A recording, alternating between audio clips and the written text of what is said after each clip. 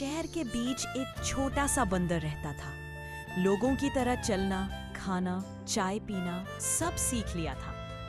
लोग उसे देखकर हंसते थे, वीडियोस बनाते थे, पर कोई उसका दर्द नहीं समझता था। रात को जब सब अपने घर चले जाते, वो अकेला छत पर बैठकर आसमान देखता और सोचता, मैं किसका हूँ, जंगल का या इंसानों का?